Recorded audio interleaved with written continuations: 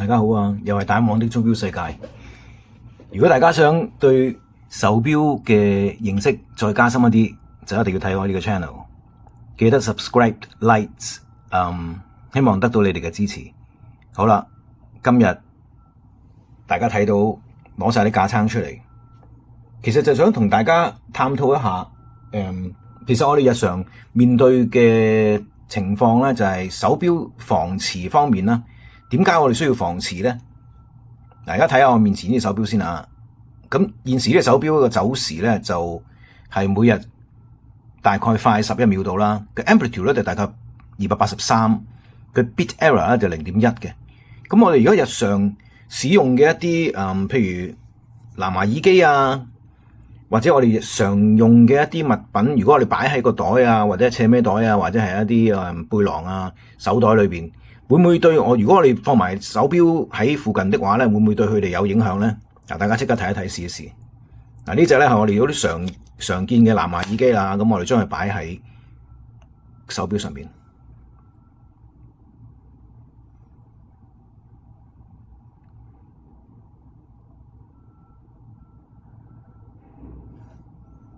再攞翻開。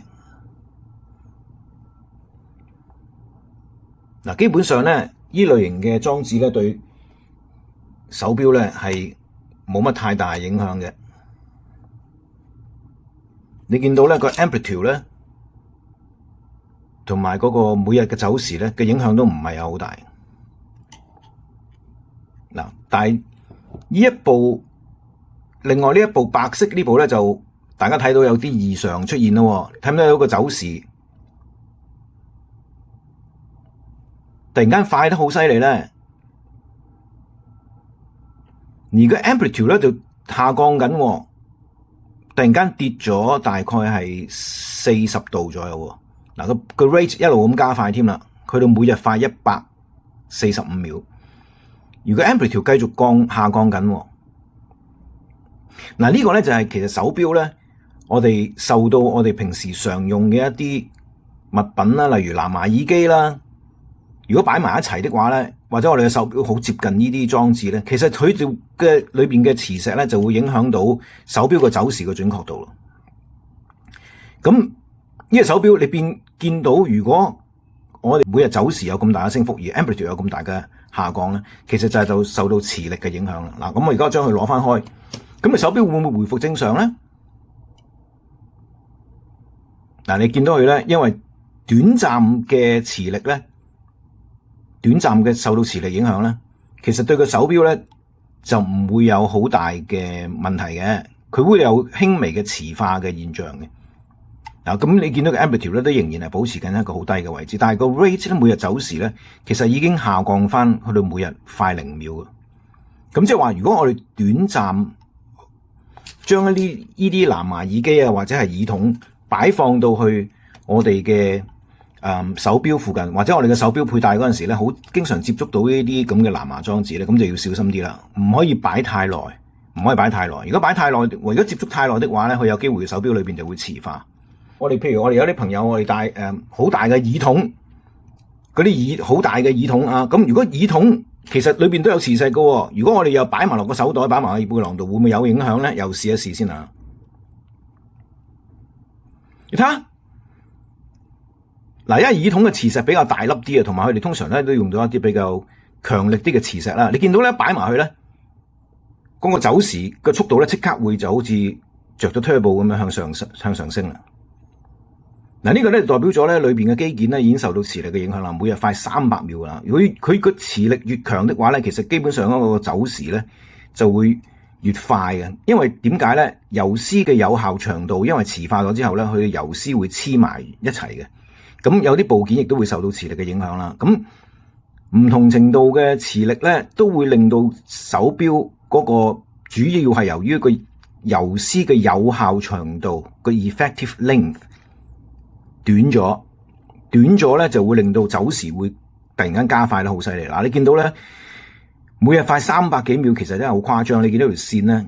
呢度咧個走時嗰條線咧係好似差唔多垂直咁犀利啦。咁個 bit error 都有輕微嘅影響嘅，但係最主要嘅 amplitude 咧已經降低咗100度啦。咁呢個咧就係好明顯受到好多咁強力嘅磁力嘅影響咧，通常咧就係可能我哋會接觸一啲，譬如磁力共振啊，或者係我哋一啲好強力嘅揚聲器啊，或者耳機啊，其實就已經可以有好強力嘅磁場影響到我哋手錶嘅零件。咁而家我哋又將佢攞翻開，睇睇你手錶會唔會有明顯嘅影響？嗱，你見到咧嗰個走時咧，攞開咗嚿磁石之後咧，佢就好快下降翻啦。因為咧短暫嘅磁力其實對走時固然係會有影響啦，但係咧如果我哋能夠盡快攞開咗影響嘅磁石咧，其實咧好慢慢會回復翻佢正常嘅水平，只會受到好少嘅影響嘅。咁唔能夠長時間擺放啦。咁即係話除非你話我哋用咗直游絲啦，或者直游絲咧，咁但係直游絲或者我哋一啲防磁嘅手錶又會有啲乜嘢嘅影響咧？咁我哋睇睇咯。嗱，我哋呢隻勞力士嘅 Millgross 啦 ，Millgross 咧就係有1000高斯嘅防磁效能嘅。咁而家呢一隻手錶咧，佢嗰個走時咧，其實都係每日大概快3秒咁上下啦嚇，咁嘅 amplitude 大概304啦。咁我哋又擺個磁力嘅裝置落去，擺睇睇會唔會有影響？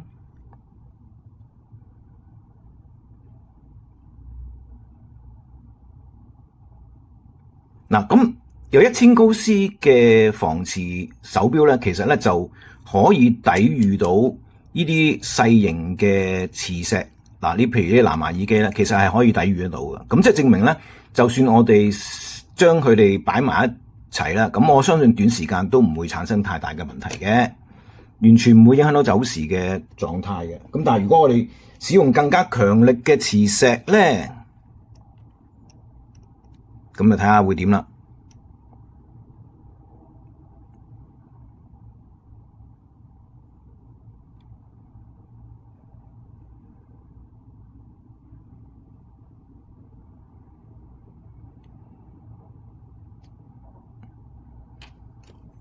嗱，似乎咧手錶咧就應該有一啲影響啦，有少少影響。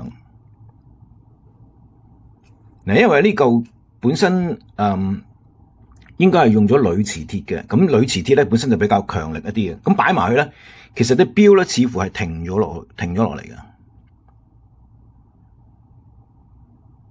嗱，而家我攞翻開的話咧，隻錶就走翻啦。咁即係話咧，其實咧1000高斯嘅手錶，防磁嘅手錶。其實咧，我哋就算佢有1000高斯嘅防磁都好啦，如果有面對太強大嘅磁力嗰陣時咧，其實佢個走時都會有影響嘅，佢有機會扯停隻錶。嗱，或者咁講啦，1000高斯咧，其實係可以抵禦得到一般我哋常用嘅一啲強磁力嘅裝置嘅。咁我哋又或者又再試一試啦。咁嗱，有冇？大家朋友有冇用過呢啲我哋叫做藍牙嘅 microphone 咧？咁如果呢個藍牙嘅 microphone 如果放落去，又會有啲咩影響咧？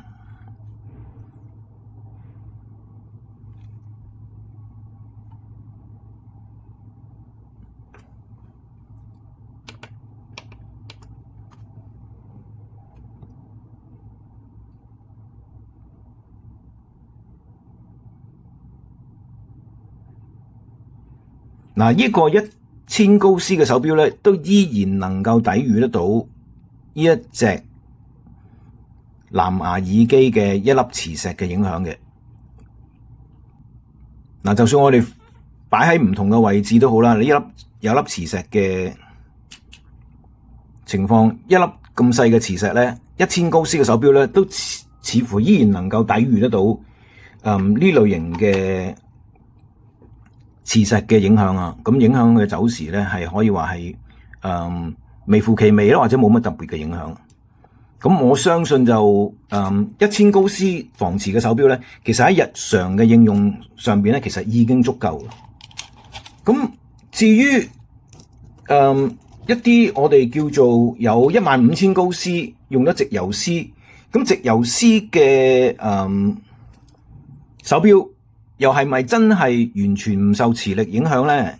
嗱，咁我哋又睇下而家呢一隻Tudor 帝舵啦，咁帝舵咧就而家佢嘅走時係大概294啦，每日快1秒鐘啦，每日快1秒鐘啦，咁bit error 0.2啦，咁呢個咧就係其實都係一個好準確嘅手錶啦，每日快2秒29502，咁啦，好啦，而家我哋又將呢個有磁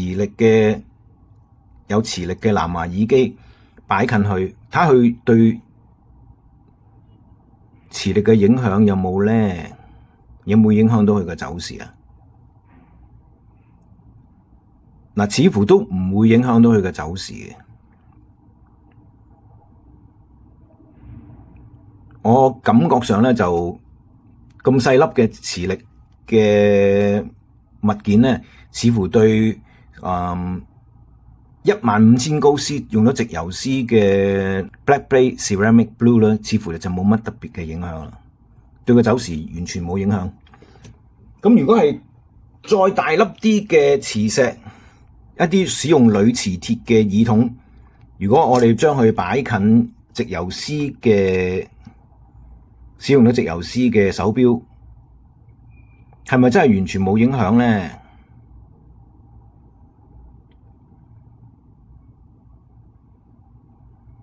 又真係完全冇影響喎！嗱，你見到咧，其實佢嗰個amplitude 咧，依然係保持翻喺300度啦。咁每日嘅走時仍然可以保持喺正2秒嗰度啦。整體嚟講咧，就對手錶嘅走時準確度似乎都冇任何嘅影響。好啦，再將一個呢個藍牙收音咪啊，咁我哋加多1粒磁石落去。用2粒磁石，咁我哋試下將佢擺埋一齊，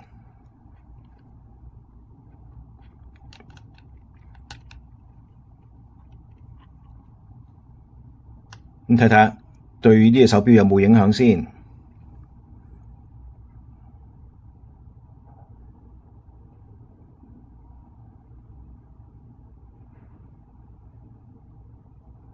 Amplitude 會唔會跌咗少少咧？應該就唔係啦，因為而家呢隻手錶放平咗，行咗一段時間啦，佢都保持喺290，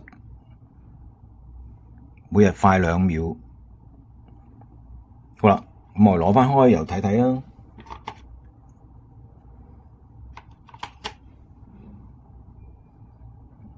嗱，咁基本上咧就係個擺幅啦，個 amplitude 啦，每日嘅走時bit rate。同埋個 bit error 咧，其實就冇乜太大嘅影響。咁15000高斯防磁嘅手錶，其實的而且確咧就我哋點解要買咁高防磁嘅手錶咧？可能就買個安心啦嚇。如果有15000高斯嘅，咁始終都係喺數字上係比較安心啲嘅，似乎係咪咧？好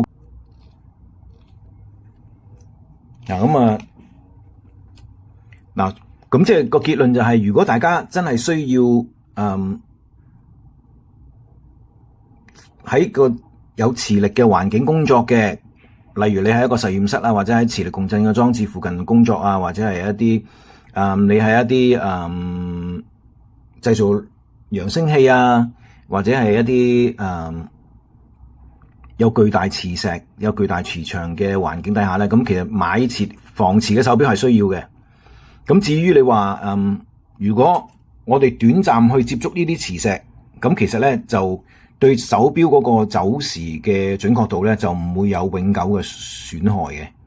咁但係如果我哋手錶真係長時間接觸磁石的話咧，佢就會有機會磁化啦。咁將佢放喺一個我哋叫做消磁器上邊啦。咁我哋可以放喺一個消磁器上邊。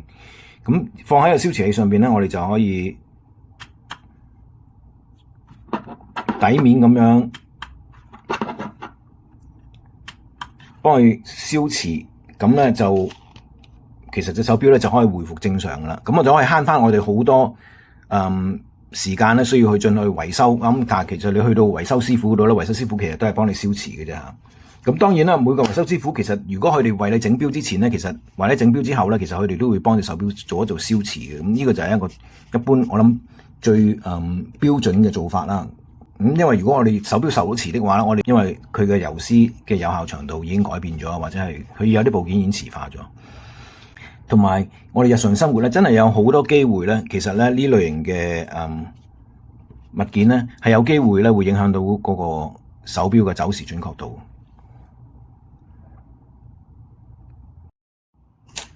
好啦，再攞多隻手錶出嚟啦。咁其實手錶咧本身嘅結構或者佢哋本身嘅金屬嘅成分咧，大家都有少少唔同啦。其實現代嘅手錶咧，普遍咧真正防磁嘅有1000高斯嘅，我哋都可以稱呼佢叫防磁手錶。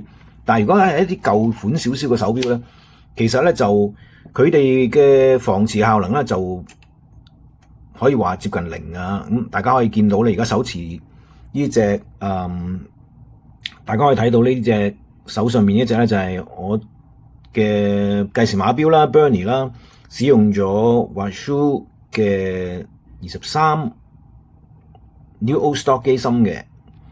咁呢隻手錶咧本身咧就可以話係一隻完全唔防磁嘅手錶啦。咁我哋又睇下咧佢對磁力嘅影響喎。嗱，咁頭先個走時精準度嗰度咧，大家睇到其實呢隻手錶喺大概上咗8-9成鏈左右啦，咁佢個 amplitude 咧大概係272，每日走時嘅精準度咧大概每日快3秒啦 ，bit error 0.1啦 ，amplitude 大概281啦而家。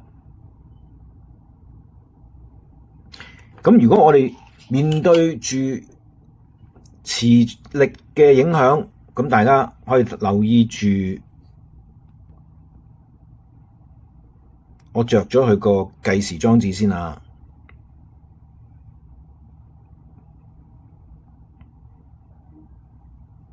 嗱，計時碼錶咧，呢啲針計時嘅裝置同埋佢走時嘅小秒針，9點鐘嘅小秒針，如果磁石接近佢哋嗰陣時，其實係會令到佢哋會停頓嘅，佢會扯停咗佢哋嘅。嗱，我哋而家攞返開的話咧，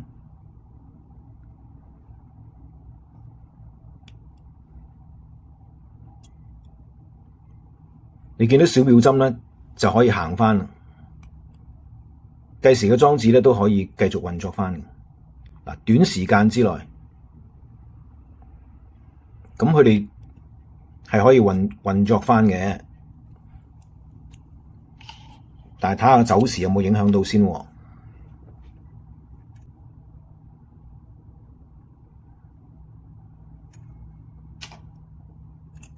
嗱，喺咁短時間之內咧，其實個走時咧就已經受到磁化嘅影響啦。呢個咧就係佢嘅機件咧受到磁化嘅影響啦。每日嘅走時咧已經上升到每日快52秒 ，amplitude 咧就跌到253，即係差唔多有30度嘅下降。個 bit rate 咧就即係每日嘅走時嘅精準度咧就快咗好多秒啦嚇，同頭先爭天共地啊，爭好遠。咁你睇到咧個機件咧其實已經快速被磁化咗，咁所以咧就需要去消磁啦。我哋將佢放翻落去消磁機嗰度，底面消磁，再放翻落去。嗱，呢個鏡頭一剔過㗎，咁大家睇睇佢個走時嘅精準度會唔會受到改變咧？我攞開晒所有磁石先啦，因為呢隻錶真係好容易磁化。嗱，咁又回復翻剛才嘅 amplitude 292啦 ，bit error 0.0啦，咁啊個 rate 咧而家就回翻0秒啦，水平咁直，咁條線走線咧都走得好平直。咁大家如果冇消磁機咧，記得咯，就唔好玩呢個遊戲啊！因為如果你冇消磁機的話咧，如果你哋嘅手錶，例如呢一啲完全唔防磁嘅舊款手錶咧，只要輕輕接觸強力嘅磁石，我相信20-30秒，其實隻手錶就會快速被磁化。咁好容易就會影響佢個走時精準度啦。隻手錶亦都有機會會損壞㗎。咁記得大家切記唔好模仿，除非你哋真係屋企有燒瓷機啊。咁如果唔係咧，你哋千祈呢類型嘅手錶，某啲手錶咧係完全唔適宜接近磁石嘅。咁大家留意啦，如果你屋企有好多磁石的話咧，攞開唔好擺埋喺手錶嗰度。嗱，如果我哋將藍牙裝置擺近嘅手錶咧，隻手錶真係會即刻停嘅。嗱，隻手錶已經停咗啦，已經，因為佢冇任何嘅 beat， 冇任何嘅 impulse jewel 嗰度咧，根本完全嘅游絲擺輪完全唔能夠擺動咧。其實佢呢度咧個 microphone 咧就接收唔到任何嘅 tick tock 嘅信號，所以咧隻手錶就會停咗啦。咁就算你攞翻開，其實短短20-30秒咧，其實隻手錶已經磁化咗啦。大家睇唔睇到？所以記得呢類型唔防磁嘅手錶，唔好接近任何嘅磁力裝置，包括藍牙microphone、藍牙耳機、耳筒，最常見嘅呢啲都又或者有摩打嘅大型嘅摩打嘅，其實都揚聲器啊、摩打啊，甚至乎電腦嘅揚聲器啦、啲藍牙嘅speaker 啦，其實咧呢啲全部都有好強力嘅磁石，有機會影響到嗰個手錶。咁大家可以睇到個示範就係咁。咁你見到嗰個燒咗磁之後咧，隻手錶先可以回復翻正常嘅走時。仲有一樣要講咧，就係喺我哋使用計時碼錶嗰度咧，因為大家都知道我好中意儲計時碼錶啦 chronograph 啦。咁其實 chronograph 咧喺我哋控制一個計時碼錶開動咗計時嘅功能嗰陣時咧，如果我哋接觸到呢啲磁石的話咧，或者我哋頭先我哋講嘅藍牙耳機啊，或者係一啲我哋嘅所講嘅一啲藍牙耳筒啊，或者係一啲藍牙無線咪啊，咁其實咧，如果我哋好近距離接觸到我哋嘅計時碼錶咧，其實計時碼錶會有機會停嘅，佢哋計時嘅秒針係會停低落嚟，成隻計時碼錶會停低。咁大家就要留意啦，記得喺我哋使用緊手錶計時嘅功能上邊啦，或者我哋都盡量避免咧呢類型嘅裝置咧擺得太接近啦。咁今日就講到呢度先啦。咁另外上次都提過啦，咁我哋好多時買呢啲嘅測錶儀啦，或者我哋叫做小磁器啦，其實喺我哋喺適當使用手錶，或者如果真係唔小心受磁，咁當然可以協助到我哋啦。咁但係佢哋都有呢一個唔好處嘅，就係佢會令到我哋咧好似上咗癮咁啊！好多時咧就會攞個測錶儀出嚟測下，嗰隻手錶上鏈夠唔夠啊？會唔會上鏈上得太多啊？咁其實呢兩咧會有少少會令到我哋上癮㗎嚇。咁啊，所以大家要盡量小心運用，就有避免上癮咧，咁就留意住啦嚇。咁啊，而家呢啲咁嘅器材咧，其實都已經係一個好合理嘅價錢啦，唔係話好貴嘅啫。咁佢哋嘅精準度當然唔能夠同一啲瑞士嘅專業品牌，例如 Whisky 啦呢啲專業品牌去媲美啦。咁但係喺日常應用或者大致上去有少少誤差咧，其實咧喺對於一個業餘嘅用家嚟講咧，都係有已經係足夠嘅準確度啦，可以俾我哋提供一個初步評估嗰隻手錶嘅準確度啦，或者佢裏邊嘅問題啦。但係注意咧，有一樣嘢咧，大家要留意住啦。大家都會睇到咧，其實我呢個